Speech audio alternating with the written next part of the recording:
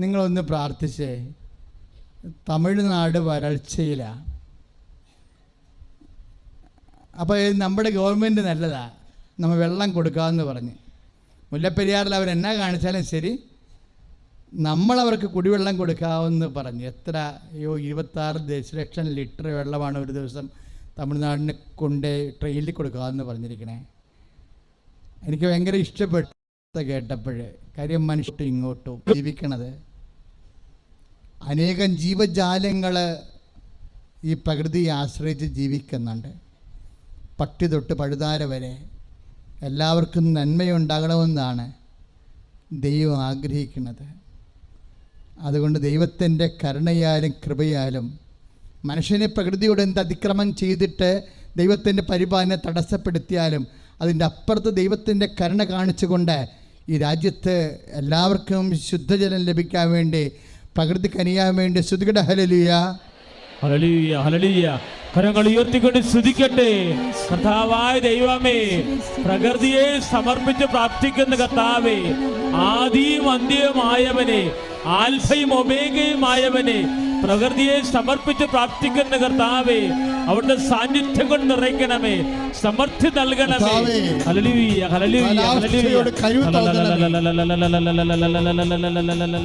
യേശുവേ, യേശുവേ, യേശുവേ, യേശുവേ, യേശുവേ, യേശുവേ. അന്ത്യകാല അഭിഷേകം, ആമേൻ. സന്തോഷത്തോടെ സകല ജനത്തിന്റെയും പുതുകാല സമയമല്ലോ, ആത്മാവിൽ നിറയ്ക്കണമേ. ചേർന്ന് പാടാം. അന്ത്യകാല അഭിഷേകം, സകല ജനത്തിന്റെയും പുതുകാല സമയമല്ലോ, ആത്മാവിൽ നിറയ്ക്കണമേ. കരങ്ങൾ ഉയർത്തിയടിച്ചുകൊണ്ട് തീ പോലെ ഇറങ്ങണമേ, ഭക്തിനാമായി പതിയണമേ, കൊടുങ്കാറ്റായി വീശണമേ, ആത്മനദിയായി ഒഴുകണമേ. എല്ലാവരും തീ പോലെ ഇറങ്ങണമേ, ഭക്തിനാമായി പതിയണമേ, കൊടുങ്കാറ്റായി വീശണമേ, ആത്മനദിയായി ഒഴുകണമേ. അന്ത്യകാല അഭിഷേകം, സകല ജനത്തിന്റെയും കൊയ്ത്തുകാല സമയമല്ലോ, ആത്മാവിൽ നിറയ്ക്കണമേ. പരിശുദ്ധ പരമ ദിവ്യകാരുണ്യത്തിന് ആരാധനയും സ്തുതിയും പുകഴ്ചയും ഉണ്ടായിരിക്കട്ടെ. ഇപ്പം ഞാൻ തിരിച്ചു വരുമ്പോൾ പവർ കട്ടാണ്. ഇരുട്ട്, കറണ്ട് പോയിട്ട് സന്ധ്യയ്ക്ക് ഇരുട്ട് കിടക്കുകയാണ്. അപ്പോഴും ഞാൻ എൻ്റെ മേടമുറിയിലോട്ട് കയറുമ്പോൾ പെട്ടെന്ന് മാവും ചുവട്ടിൽ ഒരു അമറലും ചീച്ചലും കേൾക്കും. ഇടയ്ക്ക് ഞാൻ ഷാലോം ടി വിയിൽ ഈ വിഷയം പറഞ്ഞിട്ടുള്ളതാണ്. ഇപ്പോൾ റോസി ജോൺ വിശ്വാസ പ്രമാണം പറഞ്ഞുകൊണ്ട് ജസ്റ്റ് ഓർത്തുന്നേ ഉള്ളൂ. നിങ്ങൾക്കത് പ്രയോജനം ചെയ്യും, കേൾക്കാത്തവർക്ക്. കേട്ടവർ ക്ഷമിക്കുക. അപ്പോൾ ഇതിൻ്റെ പ്രശ്നം എന്ന് വെച്ച് കഴിഞ്ഞാൽ, അപ്പം ഞാൻ ചെന്ന് അടുത്ത് നോക്കിയപ്പോഴേ അമറലും ചീറ്റലും കേട്ടിട്ട് പാമ്പും പിശാചൊന്നും ഇല്ല, മനുഷ്യന്മാരാ. നമ്മളടുത്ത് ചെല്ലുമ്പോൾ നമുക്കറിയാൻ പറ്റുമോ? അത് സന്ധ്യയല്ലേ, അത്ര കൂരിട്ടല്ല. അപ്പം ഒരു മനുഷ്യൻ ഇങ്ങനെ കമന്ന് കിടക്കുകയാണ്, വലിയ മനുഷ്യൻ, ഒരു അക്ഷസനെ പോലുള്ളൊരു മനുഷ്യൻ. അയാളുടെ മുതുകത്ത്, കാലിൽ, നെഞ്ചത്ത്, തലയുടെ അടുത്ത്, കഴുത്തിനൊക്കെ ആൾക്കാർ കയറി ഇരിക്കുകയാണ്. ഞാൻ പറഞ്ഞത് എന്നാ പറ്റിയെന്ന് ചോദിച്ചു. എൻ്റെ അച്ഛ ഇയാളെ തലക്ക് പിടിപ്പിച്ച് പ്രാർത്ഥിക്കാൻ വേണ്ടി കൊണ്ടുവന്നാണ്. ഇവിടെ വന്നപ്പോൾ ഇയാളുടെ ലക്ഷണം മാറി, ഇയാൾ ഞങ്ങളെ കൊല്ലണ കണ്ടീഷനായെന്ന് പറഞ്ഞു. ഇതിന് പിശാചാണ് അച്ഛാന്ന് പറഞ്ഞ്. കുറേ നാളായി ഞങ്ങൾ അനുഭവിക്കണത്. ന്യൂട്രാളിനെ വിളിച്ചുകൊണ്ട് വന്നതാണ്. ഇവിടെ വന്നപ്പോഴാണ് ഇവൻ്റെ ലക്ഷണം യഥാർത്ഥ കാണിക്കണത്. അത് കാരണം ഞങ്ങൾ അപ്പം ഞാൻ നോക്കുമ്പോൾ ഞാൻ അകത്ത് പോയൊരു മെഴുകുതിരി കത്തിച്ചുകൊണ്ട് വന്ന് മെഴുകുതിരി മുറ്റത്ത് കുത്തി വെച്ചപ്പോൾ എന്താണ്, അവിടെ കിളച്ച് മറിച്ചിട്ടിരിക്കുകയാണ് മണ്ണ്. അപ്പോൾ ഇയാളുമായിട്ടൊരു നല്ല യുദ്ധം നടന്നുള്ള ലക്ഷണമുണ്ട്. എനിക്ക് സത്യം പറഞ്ഞാൽ പേടിയായി. കാര്യം ഞാൻ പ്രാർത്ഥിച്ചത് എന്താണെന്ന് അറിയാമോ? ദൈവമേ, ഇവരെങ്ങാനും ഇതിൽ നിന്ന് എഴുന്നേറ്റ് പോയാൽ എൻ്റെ അവസ്ഥ എന്തായാലും. അപ്പം അത് പറയാൻ കൊള്ളത്തില്ലല്ലേ, നിങ്ങളവിടെ ഇരിക്കുമല്ലോ അല്ലെന്നും പറയാൻ പറ്റത്തില്ലല്ലേ. അപ്പോൾ എന്താ ചെയ്യുക? ഒരു പിടിയില്ല. അയാളാണെങ്കിൽ ഇവരും 4 പേരെയും കൊണ്ട് പൊങ്ങും. അപ്പോൾ ഇവർ പിടിച്ച് പിന്നെയും താഴെ ഇരുത്തും, പിന്നെയും പൊങ്ങും. ഈ കളിയും കച്ചവടമാണ്. ഞാനാണെങ്കിൽ എന്ത് ചെയ്യാൻ കഴിയും? ഇവിടുന്ന് എനിക്കും രക്ഷപ്പെടാൻ പറ്റത്തില്ല. ഞാൻ ആ മുതുകത്ത് കയറി ഇരിക്കണില്ലെന്നേ ഉള്ളൂ. പക്ഷെ ഞാനും കാണാത്ത കയറെ കെട്ടിയിട്ടിരിക്കുകയാണ്. എനിക്ക് പോകാൻ പറ്റുമോ? കാര്യം ഞാൻ രക്ഷിക്കുമെന്ന് ഓർത്താണ് ഇവർ വന്നിരിക്കണത്. അപ്പോൾ എൻ്റെ കാര്യം തന്നെ വളരെ ജാമ്യത്തിലെടുക്കേണ്ട അവസ്ഥയാണ്. അപ്പം ഞാൻ പെട്ടെന്ന് മനസ്സിൽ ഓർത്തതാ, എന്താ? വിശ്വാസപ്രമാണം ചെല്ലുക. അന്ന് ഒരു പണിയുണ്ട്. ചെയ്യണ കാര്യം ആത്മാർത്ഥമായിട്ട് ചെയ്യും, ദൈവത്തിൻ്റെ കാര്യം പ്രത്യേകിച്ച്. അതാണ് ഇതിൻ്റെ അകത്ത് ഏറ്റവും വലിയ ഒരു ശക്തി എന്ന് പറയണത്. ചെയ്യണ കാര്യം ആത്മാർത്ഥമായിട്ട് ചെയ്യണം. ഞാൻ എന്നാ ചെയ്യണം? ഞാൻ അവിടെ മുട്ടിയത് നിന്നാണ്. എന്താ കാര്യം? ഒന്ന്, എന്നോട് തന്നെ എനിക്ക് പറയണം, ഞാനിപ്പോൾ ചെയ്യാൻ പോണ കാര്യത്തിൽ ഞാൻ വിശ്വസിക്കുന്നു എന്നുള്ളത്. മനസ്സിലായില്ല? അത് എപ്പോഴും നമ്മൾ ചെയ്യണം. നമ്മൾ എന്ത് ചെയ്യുമ്പോഴും യാന്ത്രികമായിട്ട് ചെയ്യരുത്. അതാണ് നമുക്ക് അനുഭവമില്ലാത്തത്. ആദ്യം നമ്മളോട് തന്നെ പറയണം. എന്ത് പറയണം? ഞാനീ പറയണ കാര്യത്തിൽ 100% ഞാൻ ഈ വിശ്വാസ അനുഭവം ഉണ്ടാക്കാനുള്ള ഏറ്റവും നല്ല നടപടിയാണ് ആദ്യം നമ്മളോട് തന്നെ പറയുക, ഐ ബിലീവ്. ഇത് ക്രേദോ എന്ന് പറഞ്ഞ വിശ്വാസ പ്രമാണത്തിൽ എന്നാ പറയണത്? ക്രേദോ എന്നാ പറയണത്. ലത്തീനിലെ കൃതിയിൽ തുടങ്ങണത് എന്താണ്? ക്രേദോ എന്ന് വെച്ചാൽ എന്താണ്? I believe. എന്താണ്? ഞാൻ വിശ്വസിക്കുന്നു. Praise the Lord, hallelujah. അതായത് ആദ്യം തന്നെ ഇത് ചെല്ലിവിടുമ്പോൾ തന്നെ പറയണ കാര്യം ഞാൻ വിശ്വസിക്കുന്നുവെന്ന് അധരം കൊണ്ട് പറഞ്ഞാൽ പോരാ, അത് ഹൃദയത്തിൽ വിശ്വസിക്കണമെന്നാണ് ബൈബിൾ പറയണത്. അധരം കൊണ്ട് ആർക്കും എന്തും പറയാം. ഹൃദയത്തിൽ വിശ്വസിക്കാതെ പറയണ അധരം കൊണ്ട് പറയുമ്പോഴേ അനുഭവം ഉണ്ടാകത്തില്ല. അതുകൊണ്ടാണ് ബൈബിൾ പറയണത് യേശു കർത്താവാണെന്ന് അധരം കൊണ്ടേറ്റ് പറയണം. പിന്നെന്താണ്? അങ്ങനെ അധരം കൊണ്ട് റോമാ 10:9 നമ്മൾ വായിക്കുന്നത്. എപ്പോഴും പറയുന്നതാണ്. ഉടമ്പടിയുടെ അടിസ്ഥാന വചനങ്ങൾ ഒന്നാണത്. യേശു കർത്താവാണെന്ന് ഏറ്റു പറഞ്ഞേ, അധരം കൊണ്ട് ഏറ്റു പറയുകയോ. ഒന്നിൽ പറഞ്ഞേ, യേശു കർത്താവാണെന്ന് അധരം കൊണ്ട് ഏറ്റു പറയുകയോ. ദൈവം അവനെ മരിച്ചവരിൽ നിന്ന് ഉയർപ്പിച്ചെന്ന് ഹൃദയത്തിലെ വിശ്വസിക്കുകയും ചെയ്യുമ്പോൾ രക്ഷ പ്രാപിക്കും. അപ്പൊ രക്ഷ എന്താ സംഭവിക്കണത്? നമ്മൾ പ്രാപിക്കുകയാണ് ചെയ്യണത്. പ്രാർത്ഥനയായാലും പ്രഖ്യാപനമായാലും ലക്ഷ്യം എന്താണ്? രക്ഷ പ്രാപിക്കുകയാണ്. രക്ഷ എന്ന് പറയുന്നത് എന്താണ്? അച്ഛൻ എപ്പോഴും പറയുന്നതാണ് ലൂക്കാ 2:30. എന്താണ് രക്ഷ? എല്ലാ മനുഷ്യർക്കും വേണ്ടി ഒരുക്കിയിരിക്കുന്ന രക്ഷ. ഒന്ന് പറഞ്ഞേ. ഞാൻ എൻ്റെ കണ്ണുകൊണ്ട് കണ്ടിരിക്കുന്നു. അപ്പൊ രക്ഷയുടെ ഒരു സ്വഭാവം എന്താ? നമ്മുടെ കണ്ണുകൊണ്ട് കാണാൻ പറ്റും. ആർക്ക് കാണാൻ പറ്റും? യേശു കർത്താവാണെന്ന് അധരം കൊണ്ട് ഏറ്റു പറയുന്നവർക്ക് കർത്താവിനെ കാണാൻ പറ്റും. കൈയിടിച്ച് കർത്താവ്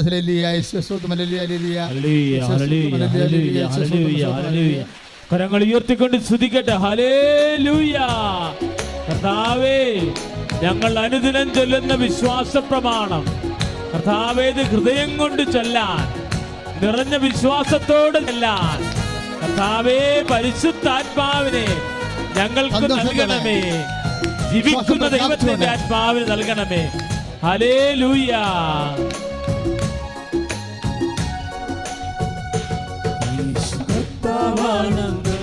യേശു ദൈവമാണെന്ന് ഞാൻ വിശ്വസിക്കുന്നു, ഞാൻ പ്രഖ്യാപിക്കുന്നു.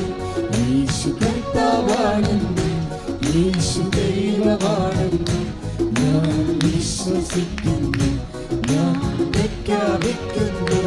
യേശുവേ രക്ഷകാ കർത്താവേ നാഥനേ കരങ്ങൾ ഉയർത്തി യേശുവേ രക്ഷകാ കർത്താവേ നാഥനേ. പരിശുദ്ധ പരമദിവ്യകാരുണ്യത്തിന് നേരവും ആരാധനയും സ്തുതിയും പുകഴ്ചയും ഉണ്ടായിരിക്കും. Praise the Lord. Praise the Lord. അപ്പോൾ ഇപ്പോൾ ഞാൻ എന്നാ ചെയ്തിരിക്കണത്? യേശു കർത്താവാണെന്ന് അധരം കൊണ്ട് ഏറ്റു പറയാൻ പോവുകയാണ്. അതുകൊണ്ട് ഞാൻ എന്ത് ചെയ്ത്? ദൈവം അവനും മരിച്ചോന്ന് ഉയർപ്പിച്ചെന്ന് ഞാൻ എന്ത് ചെയ്ത്? ഞാൻ ഹൃദയത്തിൽ വിശ്വസിക്കുന്നത് കൊണ്ടാണ് മുട്ടേ നിൽക്കുന്നത്. കർത്താവിൻ്റെ മുമ്പിലാണ് നമ്മൾ മുട്ടേ നിൽക്കേണ്ടത്. ഞാൻ മുട്ടേ നിൽക്കുകയാണ്. നിങ്ങൾ വിശ്വാസപ്രമാണം ചെല്ലുമ്പോൾ എന്താ ചെയ്യേണ്ടത്? മുട്ടേ നിൽക്കണം. ആ ശരീരഭാഷയുടെ പ്രഖ്യാപനം എന്താ? യേശു കർത്താവാണെന്ന് അധരം കൊണ്ടേറ്റ് പറയുന്നവൻ ദൈവം അവനെ മരിച്ചുവിടുന്ന് ഉയർപ്പിച്ചെന്ന് പറഞ്ഞേ. ദൈവം അവനെ മരിച്ചവളിൽ ഉയർപ്പിച്ചെന്ന്. ദൈവം അവനെ മരിച്ചവരിൽ ഉയർപ്പിച്ചെന്ന്. ആ വാക്കറിഞ്ഞ് പ്രാർത്ഥിക്ക്. ദൈവം അവനെ മരിച്ചവളിൽ ഉയർപ്പിച്ചെന്ന്. മരിച്ചവരിൽ ഉയർപ്പിച്ചെന്ന് ഞാൻ ഹൃദയത്തിൽ വിശ്വസിക്കുന്നു. ഞാൻ ഹൃദയത്തിൽ വിശ്വസിക്കുന്നു. Hallelujah hallelujah hallelujah hallelujah. കരങ്ങൾ ഉയർത്തിക്കൊണ്ട് സ്തുതിക്കട്ടെ. ഹല്ലേലൂയ. കർത്താവായ ദൈവമേ, മാരക രോഗങ്ങൾ സമർപ്പിക്കുന്നു, തീരാവ്യാധികൾ സമർപ്പിക്കുന്നു, കർത്താവേ സങ്കടങ്ങൾ സമർപ്പിക്കുന്നു. യേശു ദൈവമാണെന്ന് ഞാൻ വിശ്വസിക്കുന്നു, ഞാൻ പ്രഖ്യാപിക്കുന്നു. എല്ലാവരും യേശു കർത്താവാണെന്ന്, യേശു ദൈവമാണെന്ന് ഞാൻ വിശ്വസിക്കുന്നു, ഞാൻ പ്രഖ്യാപിക്കുന്നു. കരങ്ങൾ ഉയർത്തി. രക്ഷകാ രക്ഷകാ കർത്താവേ നാഥനേ. എല്ലാവരും രക്ഷകാ കർത്താവേ നാഥനേ. എൻ്റെ പേര് ലീന ജോസഫ്. ഞാൻ അമേരിക്കയിൽ ജോർജിയയിൽ നേഴ്സായിട്ട് ജോലി ചെയ്തു. ആദ്യമായിട്ട് തന്നെ ദൈവകുമാരനും മാതാവിനും നന്ദി പറഞ്ഞുകൊണ്ട് ഈ ബലിവേദിയിൽ നിൽക്കാൻ അവസരം തന്നതിന് നന്ദി പറയുന്നു. 2023 സെപ്റ്റംബർ 11 ഞാൻ ആദ്യമായിട്ട് ഇവിടെ വരുന്നത്. അന്ന് ഇവിടെ വന്ന് ഞാൻ ഉടമ്പടി എടുക്കാനായിട്ടായിരുന്നില്ല വന്നത്, പ്രാർത്ഥിക്കാൻ വേണ്ടി വന്നതായിരുന്നു. പിന്നീട് ഇവിടെ വന്നപ്പോൾ ഏതായാലും വന്നതല്ലേ, എന്നാൽ ഉടമ്പടിക്ക് പോകാം എന്ന് വിചാരിച്ച് ഞാൻ ഉടമ്പടിക്ക് പോയി. അവിടെ ഇരുന്ന് ക്ലാസ്സുകളൊക്കെ കൂടി മനസ്സിലാക്കി കഴിഞ്ഞപ്പോഴത്തേനും ഞാൻ ഉടമ്പടി എടുക്കാൻ തീരുമാനിച്ചു. ആദ്യമായിട്ട് തന്നെ എൻ്റെ ഉടമ്പടി വെച്ചത് ഇതെൻ്റെ മോളാണ്, ജാസ്മിൻ. അവൾ അമേരിക്കയിൽ BSc നഴ്സിംഗ് ആക്സിലറേറ്റഡ് കോഴ്സ് പഠിക്കാൻ ആഗ്രഹിക്കുന്നുണ്ടായിരുന്നു. അപ്പോൾ ആ കോഴ്സിൻ്റെ ഒരു പ്രത്യേകത എന്ന് പറഞ്ഞാൽ 4 വർഷത്തെ ഡ്യൂറേഷൻ 1 വർഷം കൊണ്ട് തീർക്കണം. അതിന് വലിയൊരു സംഖ്യ ഫീസും കൊടുക്കണം.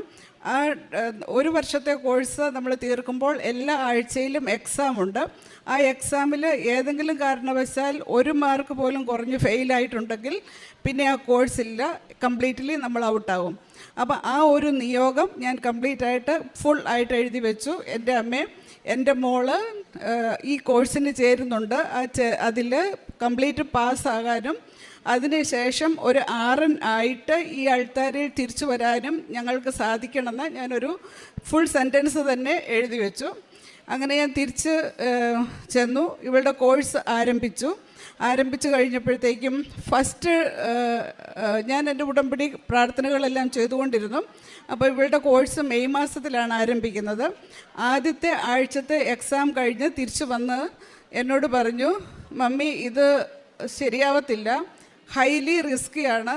എന്താണെന്ന് ചോദിച്ചാൽ ഇന്നത്തെ എക്സാം തന്നെ വളരെ റിസ്ക്കായിരുന്നു.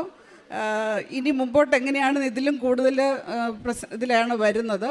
അപ്പം ഞാൻ ഡ്രോപ്പ് ചെയ്യാൻ പോവുകയാണ്, അതർവൈസ് നമ്മുടെ പൈസ നഷ്ടമായാലോ, ഇപ്പോൾ കൊടുത്തത് മതി, ഞാൻ ഡ്രോപ്പ് ആക്കാം എന്നവൾ എന്നോട് പറഞ്ഞു. പെട്ടെന്ന് എനിക്ക് മനസ്സിൽ വിഷമം ഒരു ഫീൽ ചെയ്തു. ഞാൻ തിരിച്ചു പോയി ബൈബിളൊക്കെ എടുത്ത് വായിച്ചു. പ്രത്യക്ഷീകരണ പ്രാർത്ഥന ചൊല്ലിയതിന് ശേഷം ഞാൻ ഇവളുടെ അടുത്ത് ചെന്ന് പറഞ്ഞു, ഡ്രോപ്പ് ചെയ്യേണ്ട ആവശ്യമില്ല ജാസ്മിൻ, ഞാൻ ഉടമ്പടിയിലാണല്ലോ, അമ്മയോട് പറഞ്ഞ കാര്യമാണല്ലോ, അച്ഛൻ്റെ പ്രസംഗത്തിൽ എപ്പോഴും പറയുന്നത് not by merit but by grace എന്നാണ്. അപ്പോൾ നീ ചെയ്യുന്നത് നീ അല്ല ചെയ്യുന്നത്, നീ ഒരു ഇൻസ്ട്രുമെൻ്റ് മാത്രമാണ്. മാതാവ് പറഞ്ഞ വഴിയിലൂടെ അങ്ങ് പോകുക, നിനക്ക് ഇത് കംപ്ലീറ്റ് ആക്കാൻ പറ്റും, ബിക്കോസ് നീ അല്ല എക്സാം എഴുതുന്നത്. അങ്ങനെ ആ മെയ് 2024 മെയ്യിൽ കോഴ്സ് സ്റ്റാർട്ട് ചെയ്തു.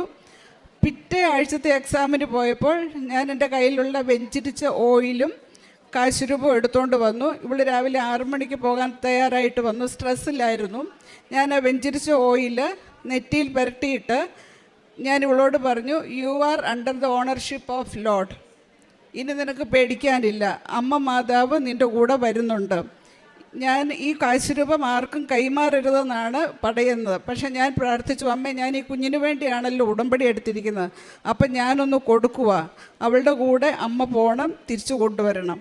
അങ്ങനെ ആ വിശ്വാസത്തിൽ ഞാനത് ഹാൻഡ് ഓവർ ചെയ്തിട്ട് പറഞ്ഞു, നിൻ്റെ എക്സാം ഫൈനൽ നേഴ്സിംഗ് കംപ്ലീറ്റ് ആകുന്നത് വരെ ഇത് നിൻ്റെ കൂടെ വെച്ചോ, ഈ ഒരു കാശുരൂപം എപ്പോഴും നിൻ്റെ കൂടെ ഉണ്ടായിരിക്കണം.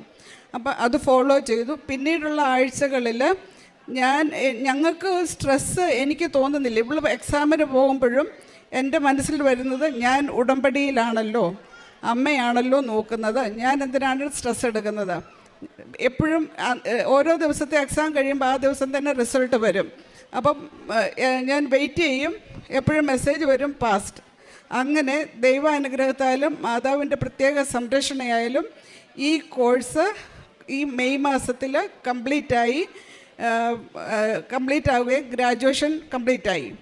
പിന്നീട് ഞങ്ങൾ ഈ നാട്ടിലേക്ക് വരാൻ വേണ്ടി ജൂൺ 12 ടിക്കറ്റ് എടുത്തിരിക്കുകയായിരുന്നു. അപ്പോൾ ഈ കൊച്ചു പറയുന്നുണ്ടായിരുന്നു, ഇനി മെയിനാണല്ലോ RN എക്സാം എഴുതണം, അപ്പോൾ ആ എക്സാമിന് എനിക്ക് ചെയ്തിട്ട് പോകണമെന്ന് ആഗ്രഹമുണ്ട്, പക്ഷേ അതിൻ്റെ പെർമിഷൻ ലെറ്റർ വരുന്നില്ല. അങ്ങനെ ആ ആഴ്ച കടന്നുപോയി. മെയ് 28 വന്നിട്ട് പറഞ്ഞു, ഇനി വരുമെന്ന് തോന്നുന്നില്ല, കാരണം ഇനി ഇത്ര ദിവസമല്ലേ ഉള്ളൂ. അപ്പോൾ ഞാൻ ഈ മാതാവിനോട് ഞാൻ പ്രാർത്ഥനയിൽ എൻ്റെ മനസ്സിൽ തോന്നി, ഉടമ്പടിയിൽ എഴുതിയിരിക്കുന്ന ഫുൾ സെൻറ്റൻസ് അമ്മ RN തിരിച്ച് ഇവിടെ വരണം എന്നാണല്ലോ, അപ്പം അത് ആകും. ഞാൻ ഇവളോട് അത് സെൻറ്റൻസ് തന്നെ തിരിച്ചു പറഞ്ഞു. 29 രാവിലെ ഞാൻ ഡ്യൂട്ടിക്ക് പോകാൻ നിന്നപ്പോൾ എന്നെ റൂമിൽ നിന്ന് വിളിച്ച് പറഞ്ഞു, മമ്മി ലെറ്റർ എത്തി എന്ന് പറഞ്ഞു. അപ്പോൾ ഞാൻ പറഞ്ഞതല്ല, അത് ദൈവം, നമ്മുടെ കഴിവല്ലല്ലോ. അതിനുശേഷം പെട്ടെന്ന് തന്നെ എടുത്തുകൊണ്ട് വന്ന് ഡേറ്റ് എടുക്കണം. അപ്പോൾ പറഞ്ഞു 2 ഡേറ്റ് അവൈലബിൾ ഉള്ളൂ, 10-ാം തീയതിയും 12-ാം തീയതിയും, ജൂൺ 10, 12. ടൈമില്ല പഠിക്കാൻ.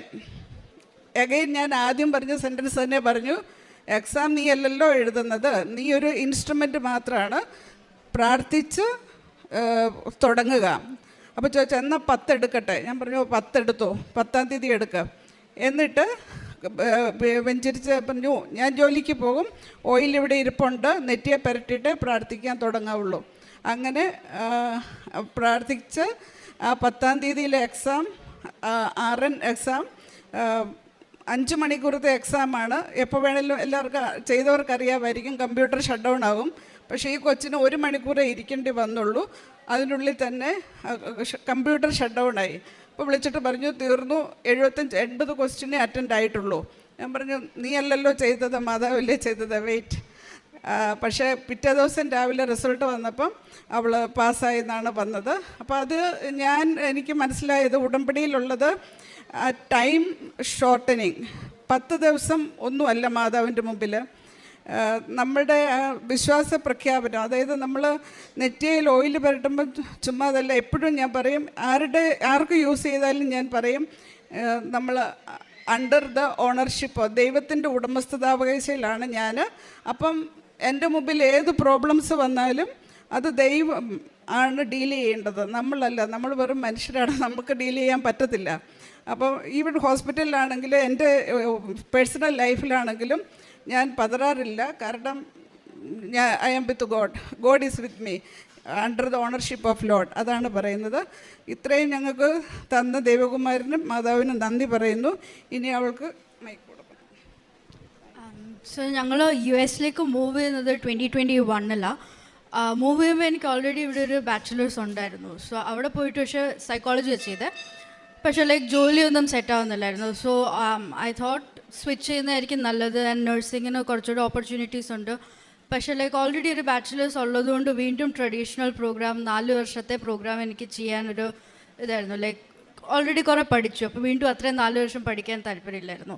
അപ്പോഴാണ് ഞാനിങ്ങനെ ഒരു വർഷത്തെ പ്രോഗ്രാമിനെ പറ്റി കേട്ടതും റൂൾസ് ഒന്നും മുഴുവനായിട്ട് വായിക്കേണ്ട ഞാൻ പ്രോഗ്രാമിന് കയറുന്നത്. പ്രോഗ്രാമിന് കയറി കഴിഞ്ഞ് മമ്മി പറഞ്ഞ പോലെ ആദ്യത്തെ ആഴ്ച എനിക്ക് മനസ്സിലാകുന്നത് അവിടുത്തെ നഴ്സിംഗ് സ്കൂളിൽ റൂൾ എന്താണെന്ന് വെച്ചാൽ നമ്മൾ 75% ആവറേജ് ഓരോ കോഴ്സിനും മെയിൻറ്റെയിൻ ചെയ്തില്ലെങ്കിൽ ഫെയിലാവും.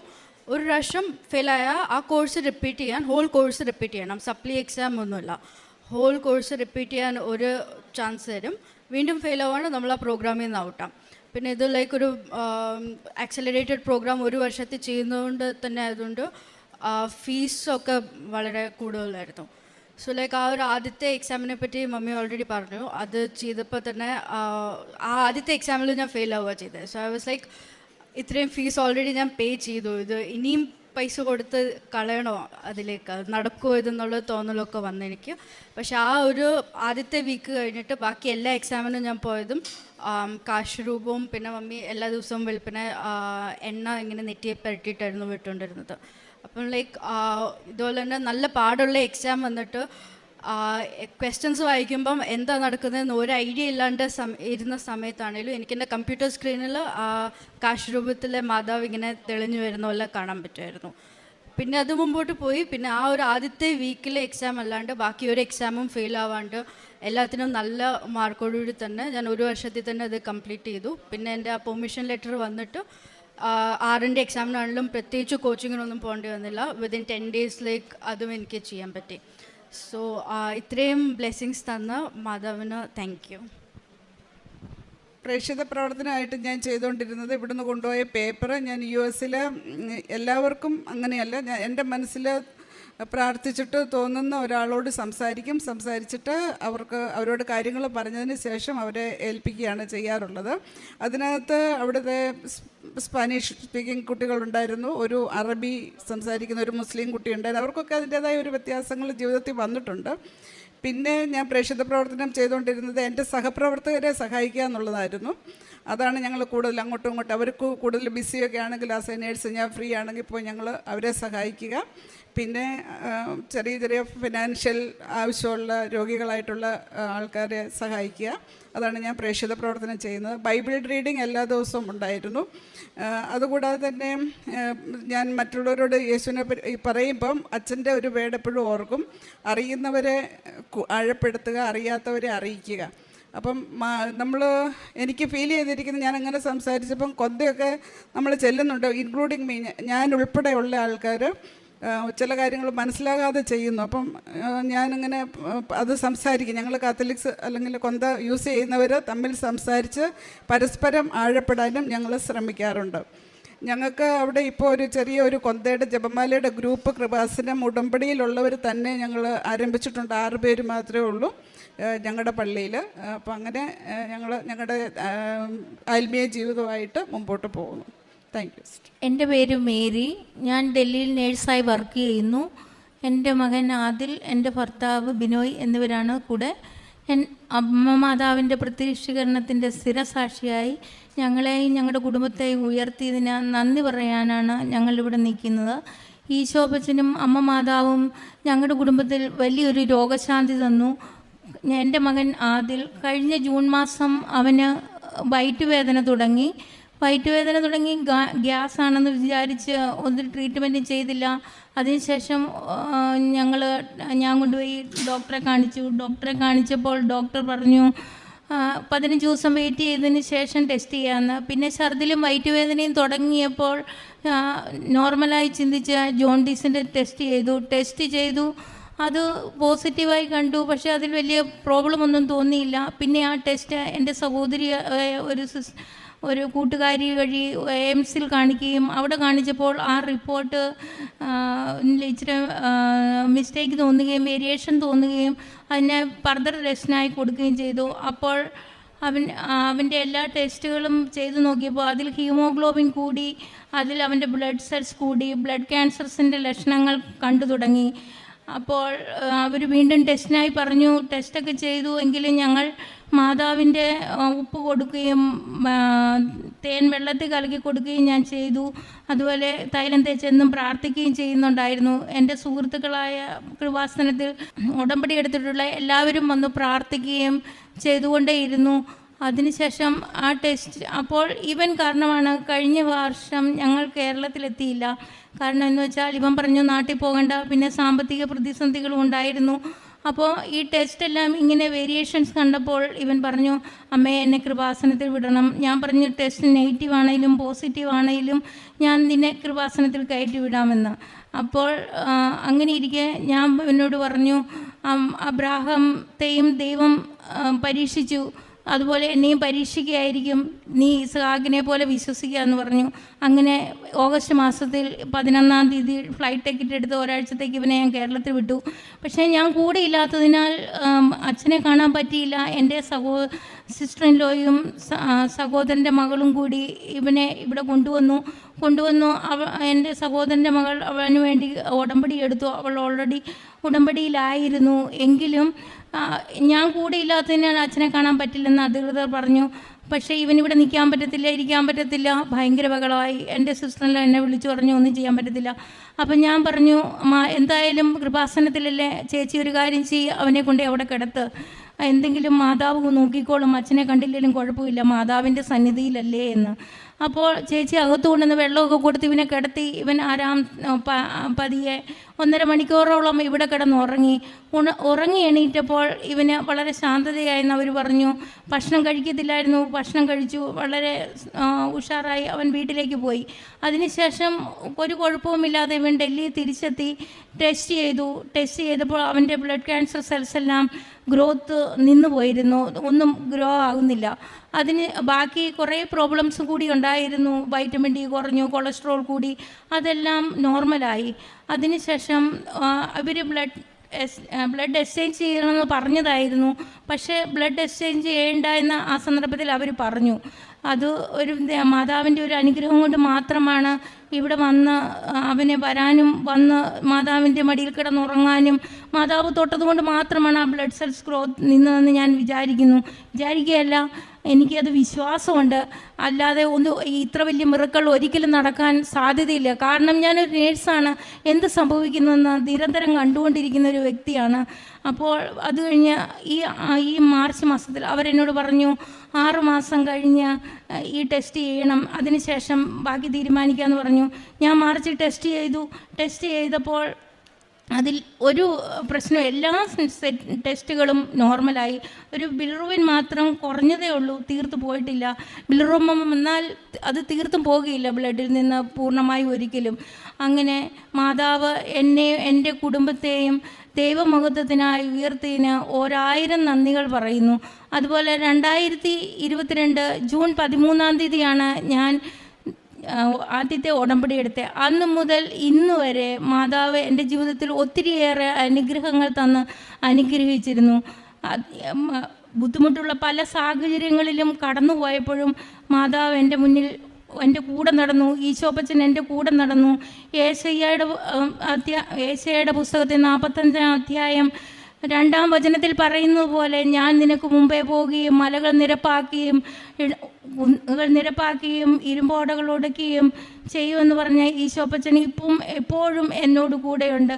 അതുപോലെ ഇവൻ പഠിക്കാൻ സ്മാർട്ടൊന്നും അല്ലായിരുന്നെങ്കിലും 10-ൽ തോറ്റു പോകുമോ എന്നെനിക്കൊരു വിഷമം ഉണ്ടായിരുന്നു. എങ്കിലും അവന് 68.6% മാർക്ക് കൊടുത്ത് ഈശോപ്പച്ചൻ ഇവനെ അനുഗ്രഹിച്ചു. ആ സമയം പരീക്ഷയ്ക്ക് പോയിരുന്ന ഇവൻ ഉപ്പും മാതാവിൻ്റെ കാശുരൂപവും കയ്യിൽ പിടിച്ചാണ് പോയിരുന്നത്. ഞാൻ പറയുമായിരുന്നു, പേപ്പർ വായിക്കുന്നതിന് മുമ്പ് നീ ഈ ഉപ്പ് അവിടെ വിതറുക. അപ്പോൾ അവൻ പറയുന്നത്, എക്സാമിനേഴ്സ് പറയുന്നത് ഉപ്പ് വിതറാൻ സമ്മതിക്കത്തില്ല. ഞാൻ പറഞ്ഞത് പോക്കറ്റിൽ വെച്ചു.